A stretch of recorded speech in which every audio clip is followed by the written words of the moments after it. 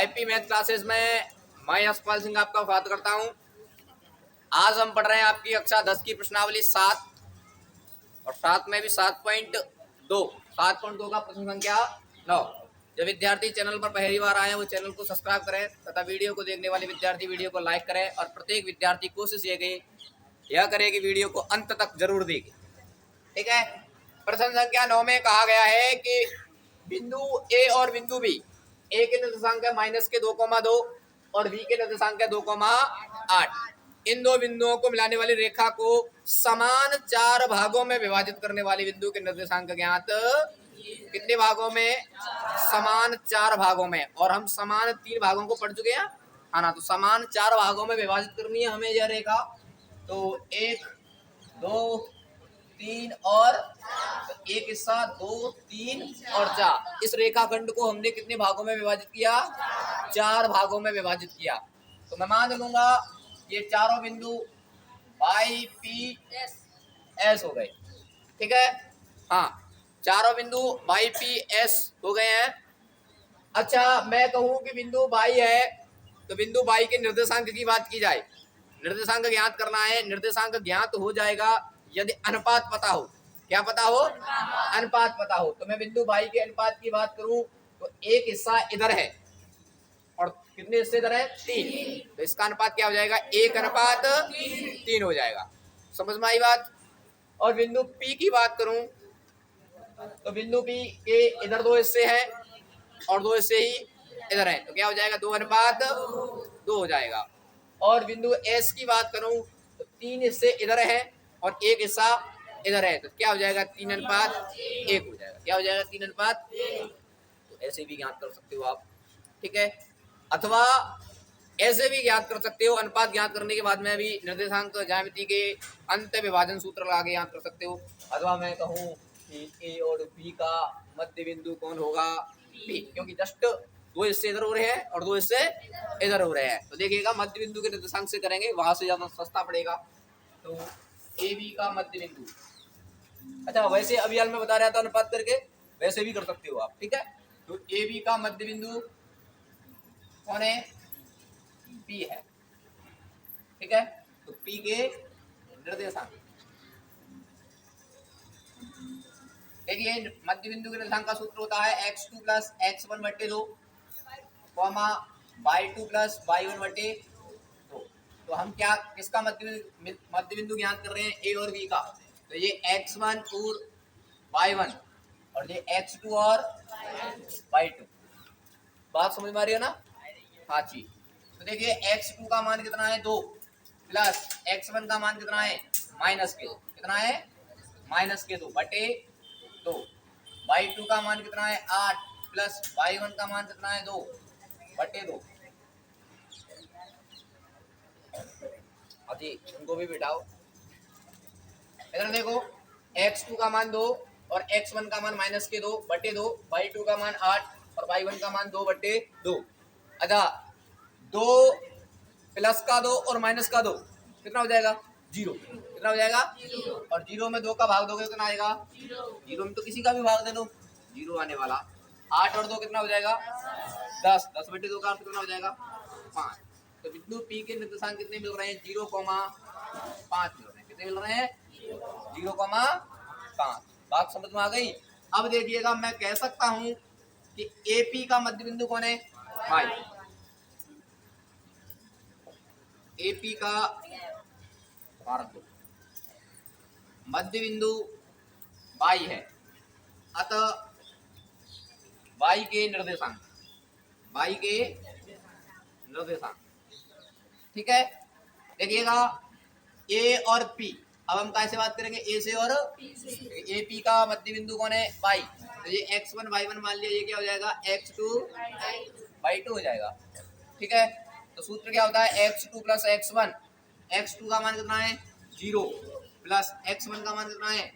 -2 बटे x2 + x1/2 हो गया, कोमा y2 का मान कितना है? 5 प्लस y1 का मान कितना है? 2/।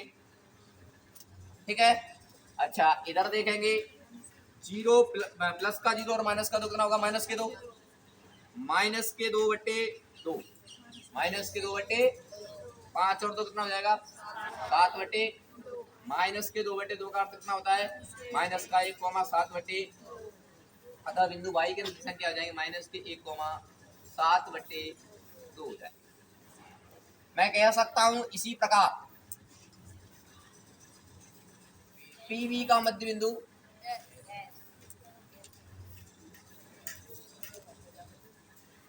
एस है, अतः एस के निर्देशांक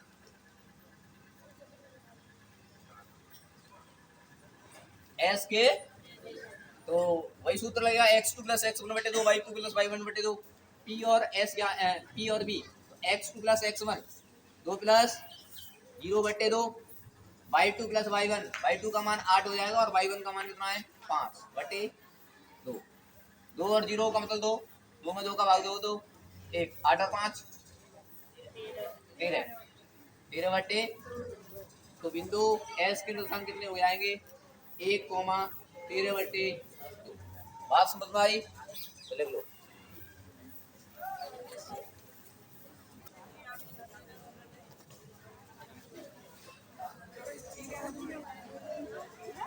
प्रश्न संख्या 10 और 10 में कहा गया है कि ये शीर्ष हैं इसके समचतुर्भुज के, यानी कि इन शीर्षों को क्रम से लेने पर एक समचतुर्भुज बनता है। तो समचतुर्भुज का क्षेत्रफल ज्ञात कीजिए और संकेत में दिया हुआ है समचतुर्भुज का क्षेत्रफल होता है 1/2 इंटू उनके विकर्णों का गुणनफल। अच्छा ये बात पेपर में कहे या ना कहे लेकिन आपको सूत्र याद रखना पड़ेगा। समचतुर्भुज के क्षेत्रफल का सूत्र होता है 1/2 इंटू उनके विकर्णों का गुणनफल। अच्छा यहाँ करते समय इस बात का विशेष ध्यान रखना उसने कहा है क्रम से लेने पर, यानी कि इन शीर्षों को क्रम से लेना है।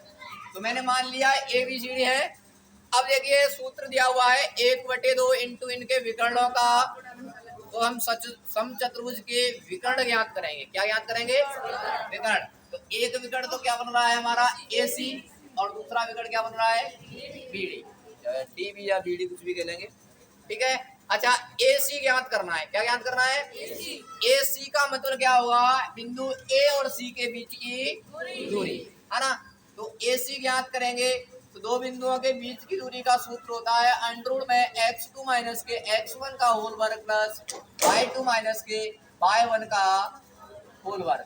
तो देखिए बिंदु A और C ज्ञात कर रहे हैं तो A और C से बात करेंगे, बाकी की दुनिया से कोई मतलब नहीं। फिलहाल ये x1 और y1 और ये x2 प्लस और y2। सभी विद्यार्थी इधर गौर से देखेंगे तो x2 का मान कितना है माइनस का 1, माइनस x2 के स्थान पर माइनस का 1, माइनस के स्थान पर माइनस, और x1 का मान कितना है 3 का होल वर्ग प्लस y2 का मान कितना है 4 माइनस y1 का मान कितना है 0 का होल वर्ग। बात समझ में आई। तो देखिएगा माइनस के 1 और माइनस के 3 कितना हो जाएगा माइनस के 4 और 4 में से 0 गया तो 4, तो माइनस के 4 का वर्ग 16 और माइनस के 4 का वर्ग 16 और 16 और 16 कितने हो जाएंगे 32 और √32 का मान होगा 4√2। अब ये भूसा निकली है तो इसको क्या लिख लेंगे इकाई अथवा मात्रा, ठीक है इकाई। अब देखिएगा इसी प्रकार क्या ज्ञात करेंगे हम BD। क्या ज्ञात करेंगे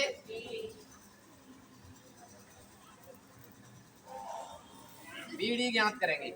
तो BD ज्ञात करेंगे तो वही सूत्र रहेगा अंडर में x2 माइनस के x1 का होल वर्ग प्लस y2 माइनस के। अब वो BD ज्ञात करेंगे तो B और D से बात करेंगे x1 y1 और ये x2 y2। तो x2 कितना हो गया माइनस के 2 माइनस x1 का मान 4 का होल वर्ग प्लस y2 कितना है माइनस के 1 माइनस y1 का मान कितना है 4 का होल वर्ग।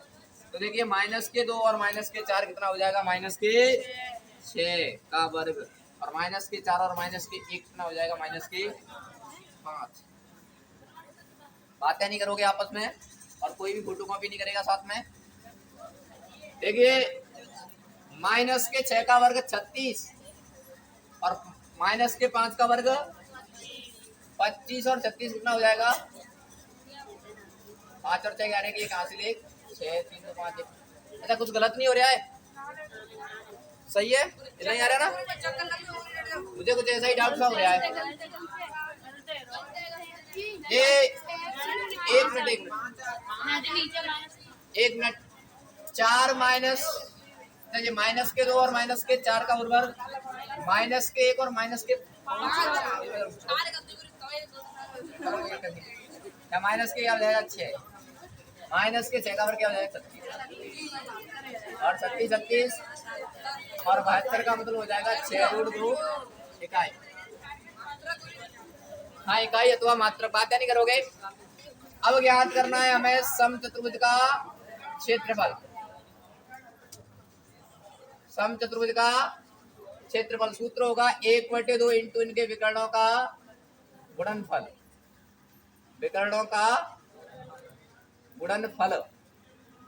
तो देखिए 1/2 इंटू विकर्ण, एक विकर्ण कितना आया है हमारा 4√2, कितना आया है, और एक विकर्ण कितना आया है 6√2।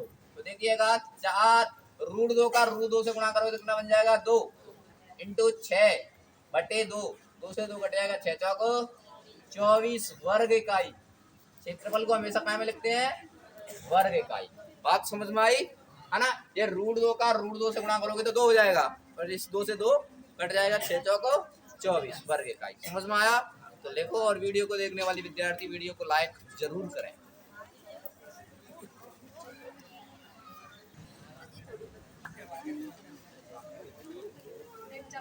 देखिएगा, अब हम देखेंगे त्रिभुज का क्षेत्रफल ज्ञात करना।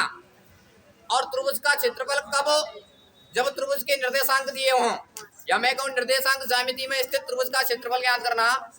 देखिए, तो त्रिभुज है, आप ढंग से पढ़ के आए सभी विद्यार्थी त्रिभुज प्रश्नावली 6 में कि 3 भुजाओं से घिरी हुई बंधाकृति को, इधर देखो एबीसी कोई त्रिभुज होगा। तो ये बात तो फिक्स है कि पहला बिंदु x का होता है, दूसरा फिर बिंदु नहीं, मैं कहूं निर्देशांक, पहला निर्देशांक x का होता है, दूसरा y का। इसी प्रकार बिंदु B में पहला x का होगा और दूसरा, इसी प्रकार यहाँ पहला x का और दूसरा y का होगा। ठीक है, ये पहला कोष्टक है इसलिए 1 1, और यहाँ 2 2, यहाँ तीसरा है तो 3 3 1 1 का लौट जाएगा। 3 बिंदु है, तो पहले बिंदु को किसी को x1 y1 मान लिया करेंगे, दूसरे बिंदु को x2 और y2, तीसरे बिंदु को x3 और y3। अब देखिए, ये फोटो कॉपी वाले बंद हो जाया करें, पता नहीं क्या लगा रखा है आवाज।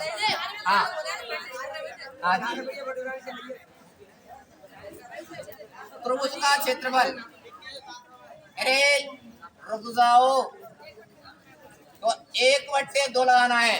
अब देखो ये सूत्र आज ही उंगलियों पर याद हो जाना चाहिए। हो गया? बहुत अच्छे। हाँ, रुको जरा, जिन्होंने पढ़ लिया है पहले मेरी कक्षा के अंतर्गत उनको याद है, बाकी के कोई बोलेगा नहीं। आज ही याद हो जाना चाहिए, उंगलियों पर नहीं, मैं ये बोलूं होठों पर याद हो जाना चाहिए, तो ज्यादा अच्छा रहेगा। इधर देखो, अबे 1/2 कोष्टक शुरू, x1, अब कोष्टक में आएगा, यहाँ 1 आ गया तो y2 minus y3 plus x2, अब 2 आ गया यहाँ। अच्छा, बोलेगा नहीं कोई, सुनेंगे सभी विद्यार्थी। यहाँ 2 आ गया तो अब अंदर आएगा y3 minus y1 plus x3, अब अंदर आ जाएगा y1 माइनस y2। समझ में आया? देखो, याद रखने का आसान तरीका है बिल्कुल, बाहर x1 x2 और x3 आएंगे और कोष्टक के अंदर y के निर्देशांक आएंगे, जहाँ y का मान आएगा, मैं ये बोलूं बाहर क्या आएगा x1 x2 और x3, और ये क्रम से आएंगे x1 x2 x3। x1 1 के बाद में क्या आएगा 2, और 2 के बाद में 3 आता है, सिंपल सी बात है, 1 2 3 आता है। ठीक है, तो x1 और कोष्टक के अंदर आएगा y2 माइनस y3 प्लस, अब x1 के बाद में क्या आएगा x2, क्या आएगा x2, 2 आ गया, अब कोष्टक में तो y आएगा, 2 के बाद में 3, और 3 में से क्या आएगा फिर 1, क्योंकि 1 2 3, अरे 1 2 3 3 की राशि चौथी है, अच्छा तो 1 2 3, तो 1 के बाद में 2, 2 के बाद में 3, 3 के बाद में क्या आएगा, पड़ जाएगा, 3 के बाद में 1 आएगा। 4 होते तब आते ना, यहाँ दुनिया में कितने हैं, 3 ही है। बिंदु कितने हैं, 3 है। अच्छा देखो 2 के बाद में y3 माइनस के y1 प्लस x3, x2 के बाद में क्या आएगा, x3, 3 के बाद में कौन आएगा, 1, फिर 2, तो y1 माइनस के y2। सूत्र लिखे, सूत्र लिखे,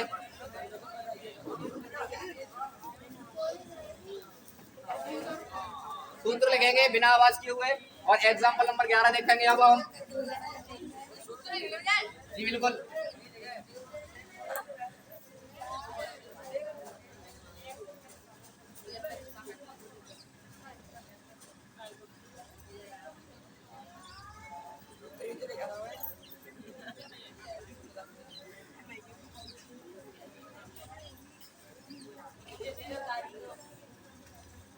हाँ, एग्जाम्पल 11 में कहा गया है उस त्रिभुज के निर्देश, उस त्रिभुज का क्षेत्रफल ज्ञात कीजिए जिसके शीर्ष निम्नलिखित हों। ये शीर्ष दिए हुए त्रिभुज के, तो मैंने मान लिया ये ए बी सी 3 त्रिभुज के क्या है, शीर्ष है, तो हमें त्रिभुज का क्या ज्ञात करना है, क्षेत्रफल ज्ञात करना है। क्या ज्ञात करना है, क्षेत्रफल। देखिएगा इधर, लिखो जल्दी लिखो, सूत्र को अलग से लिखेंगे, बातें नहीं करेंगे आपस में।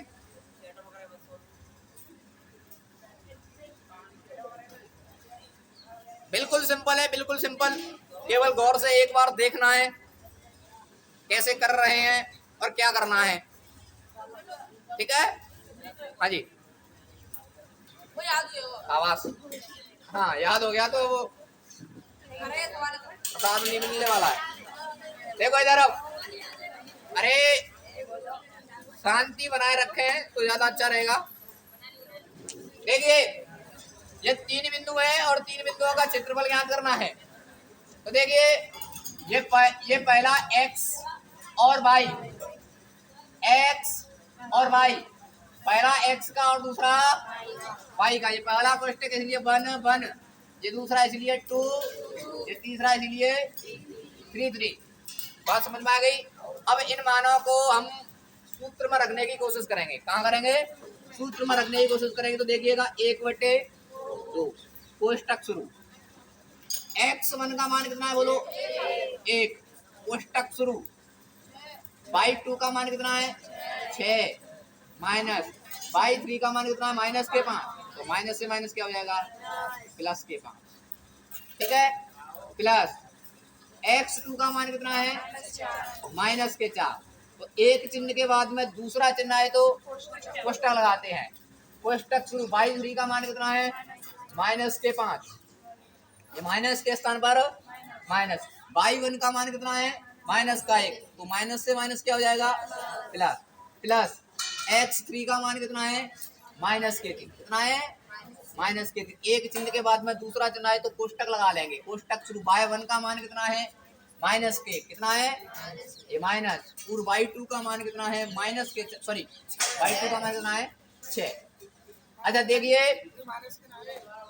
हाँ जी दोबारा बताएंगे, आवाज नहीं करेंगे, बस आपको ये बताइएगा, ये x1 y1 x2 y2 x3 y3 clear करने में कोई दिक्कत नहीं होनी चाहिए, सूत्र याद करने में कोई दिक्कत नहीं होनी चाहिए। जैसे समझाया था वैसे ही सूत्र याद करोगे, 2-4 बार प्रैक्टिस करोगे तो ऑटोमेटिक याद हो जाएगा, ठीक है। फिर मान रखना है 1/2, x1 का मान 1, y2 का मान कितना है, देखो y2 का मान 6, ये माइनस की जगह पर माइनस लिखा, y3 का मान माइनस के 5 है, तो ये माइनस माइनस को क्या कर देगा, प्लस, प्लस के स्थान पर प्लस, x2 का मान कितना है, माइनस के 4, कोष्टक शुरू, y3 का मान कितना है, माइनस के 5, माइनस y1 का मान माइनस के 1 है, तो माइनस से माइनस क्या हो जाएगा जी, प्लस हो जाएगा, प्लस x3 का मान कितना है, माइनस के 3, y1 का मान कितना है, माइनस के 1, और माइनस y2 का मान 6। देखिए ये माइनस वाला है, परेशान नहीं होंगे। ये y1 का मान, ये माइनस किया हुआ, माइनस y2 का मान कितना है, 6। अब इसको क्या करना है, हल, क्या करना है, हल। तो देखिएगा यार 1/2,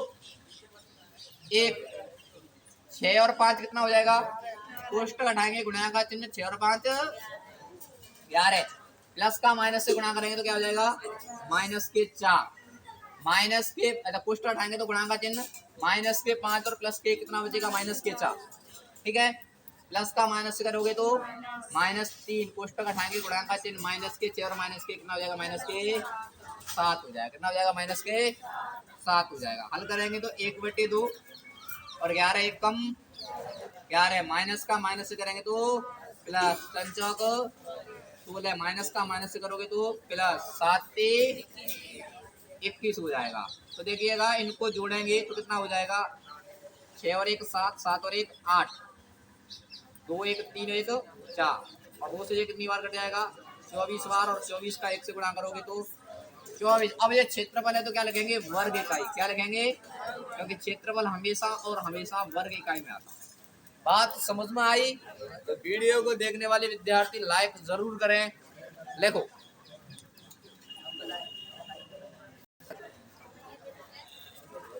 देखिए एग्जाम्पल नंबर 11 बहुत ही अच्छा प्रश्न है, समझने की कोशिश करेंगे। सॉरी सॉरी सॉरी 14, ठीक। हाँ, एग्जाम्पल नंबर 14 में कहा गया है कि केक का मान याद कीजिए यदि बिंदु ए बी सी कैसे है, सररेखी। कैसे है, शायद आपको ध्यान हो तो मैंने एक दिन बताया था। सररेखी का क्या अर्थ होता है, 3 या 3 से अधिक बिंदु एक ही रेखा पर स्थित हो तो वे बिंदु कैसे कहलाते हैं, सररेखी कहलाते हैं। याद होगा आपको, मैंने एक दिन बताया था कि 3 या 3 से अधिक ऐसे बिंदु जो एक ही रेखा पर स्थित हो और वे क्या कहलाएंगे। अच्छा अब इधर आ जाओ कि 3 बिंदु सररेखी हैं। सररेखी का मतलब तीनों कैसे हैं, एक ही रेखा पर स्थित है, तो इन तीनों बिंदुओं से निर्मित त्रिभुज होगा। वैसे निर्मित हो नहीं रहा है, बनेगा त्रिभुज। अच्छा इन 3 बिंदुओं से निर्मित त्रिभुज बन सकेगा, नहीं बन पाएगा। नहीं बन पाएगा क्योंकि 3 भुजाओं से घिरी हुई बंद आकृति को यहाँ कहाँ गिर रही है और कहाँ बंद हो रही है, और 3 बिंदु है, ये बात तो तय है, प्रश्न में दिया हुआ है 3 बिंदु है, लेकिन 3 बिंदुओं से आकृति घिर नहीं रही है। क्यों कि तीनों बिंदु कैसे हैं, सररेखी। और सररेखी का क्या अर्थ है, तीनों कहाँ है, एक ही रेखा पर स्थित है।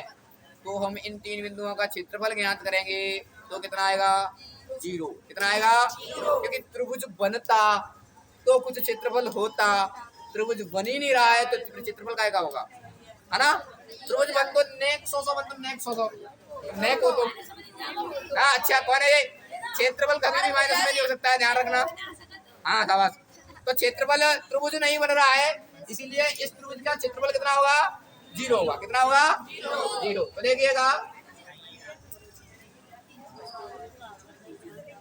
देखिए सररेखी बिंदुओं से निर्मित, मैं लिख देता हूँ इस बात को, चूंकि सररेखी बिंदुओं वाले त्रिभुज का क्षेत्रफल शून्य होता है।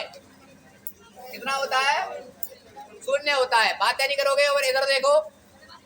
अच्छा ये पहला बिंदु है एक्स वाई, ये क्या हो जाएगा, एक्स और वाई। क्या हो जाएगा, एक्स और पहला कोष्टक इसलिए 1 1, दूसरा इसलिए 2 2 और 3 3। देखिए आज हमें त्रिभुज का क्षेत्रफल पता है, त्रिभुज का क्षेत्रफल कितना आएगा, 0 आएगा। कितना आएगा, बराबर 1/2। कोष्टक शुरू, x1 का मान कितना है, 2। कोष्टक शुरू y2 का मान कितना है, k, माइनस y3 का मान कितना है, -3 है, तो माइनस से माइनस क्या हो जाएगा, प्लस। प्लस x2 का मान कितना है, 4। y3 का मान कितना है, -3। माइनस y1 का मान कितना है, 3। प्लस x3 का मान कितना है, 6। माइनस कोष्टक शुरू, y1 का मान कितना है, 3 है भाई, 3। गलत लिख दोगे तो गलत हो जाएगा। y2 का मान कितना है, 3। बात समझ में आई। अच्छा अब इसको हल करते जाएंगे हम साथ ही साथ। बड़ा वाला कोष्टक ऐसे ये, हाँ 0 बराबर 1/2, इसको हल करेंगे तो 2। अच्छा 2 का अंदर क्या होगा, गुणा होगा।